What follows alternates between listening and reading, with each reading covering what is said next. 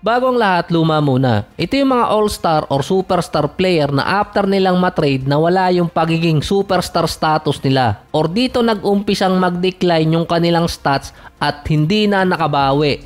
Not necessary bumagsak yung career, ito yung matatag na nag-flop after ng trade.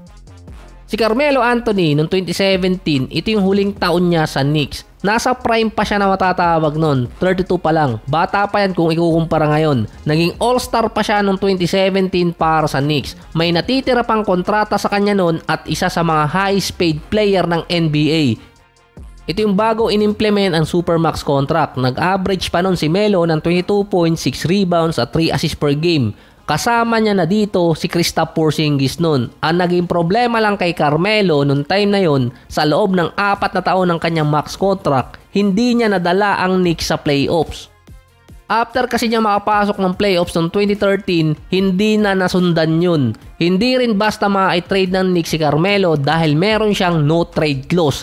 Kaya pwedeng mamili pa noon si Melo kung saan team niya gustong mapunta. Na-pressure si Melo din nang banggitin ng iba mga analyst yung tungkol sa no trade clause at pabayaan ng Knicks na makapag-rebuild. Hanggang pumasok dito yung OKC para makuha siya sa Knicks. Kaya yung transaction ng OKC at Knicks ng mga nakarang taon parang ang dami din. Sa nag-iisang taon ni Melo sa OKC, bumaba agad ang average niya na 16 points, 5 rebounds at 1 assist per game. Nakapasok naman sa playoffs kaso laglag ng first round. Ayaw din ni Melo na maging off the bench player. Halos nasa prime pa noon si Melo pero ang kasama kasi niya noon sa OKC si Westbrook at si Paul George. Parehas na prime din. Dahil din sa money issue ng OKC dahil sa papalaking tax, dahil na din sa Westbrook max contract, tinrade nila sa Melo sa Atlanta Hawks. Yun nga lang, binay-out din ng team ang kontrata ni Melo. Saka siya nag-sign sa Rockets. Hindi rin naman nagtagal doon si Carmelo Anthony hanggang bitawan siya at matagal din nawala.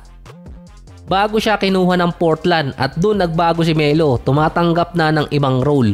Mula kasi nang matrade si Carmelo papuntang OKC, hindi na nabawi niya yung status ng pagiging all-star.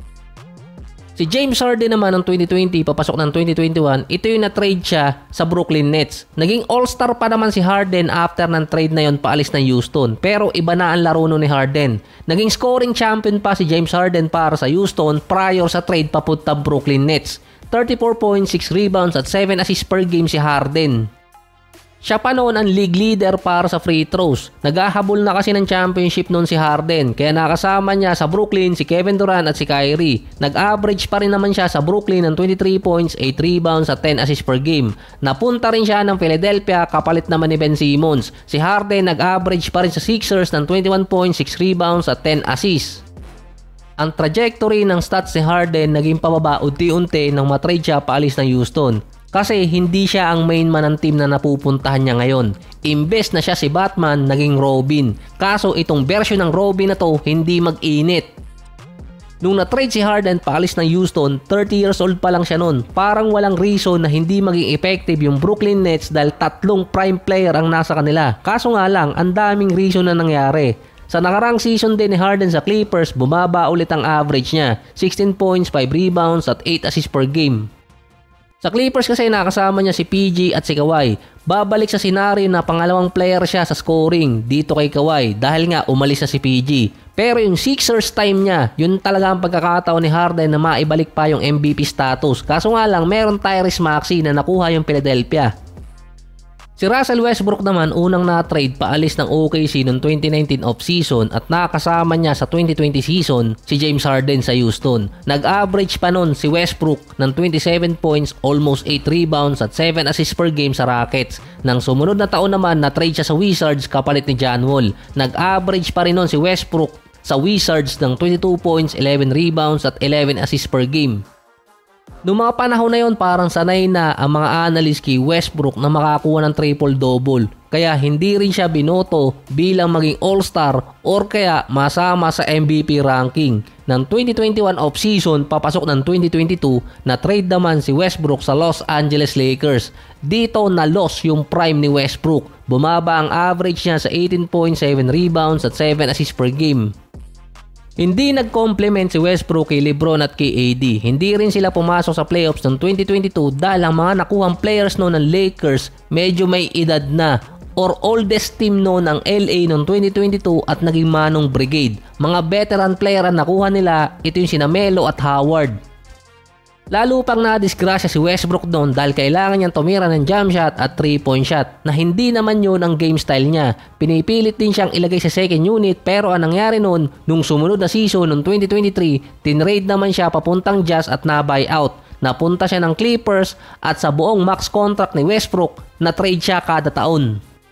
Nung time na na-trade si Westbrook sa Lakers, pababa na talaga ang prime niya noon. Kaso ang bilis ng ibinaba. Hindi tulad ng kay Harden na at least kada taon bumababa ng unti-unti at nasa all-star level pa si Harden kahit paano. Kumpara kay Westbrook na after Wizards, biglang nawala.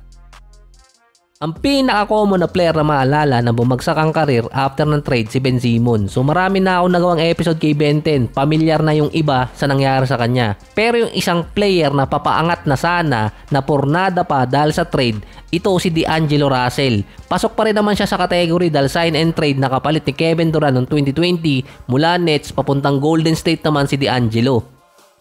Prior kasi sa taon na mapunta siya sa Golden State, naging all-star pa siya para sa Brooklyn Nets. Nag-average naman si D'Lo sa Golden State noong 2020 ng 23 points, 4 rebounds, 6 assists per game.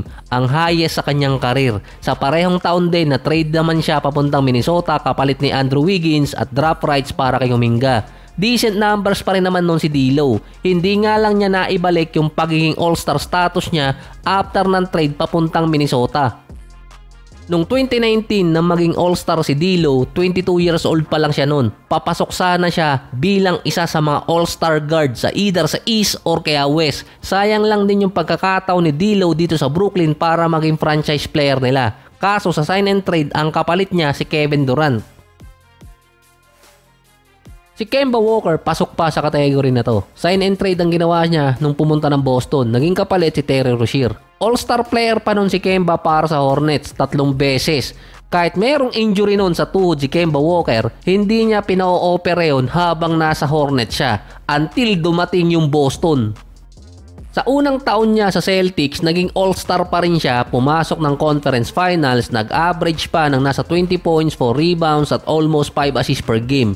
Pero yung next 2 years ni Kemba dito sa Celtics, doon na siya hinabol talaga ng injury. Bumagsak ang bilang ng games niya pati yung average.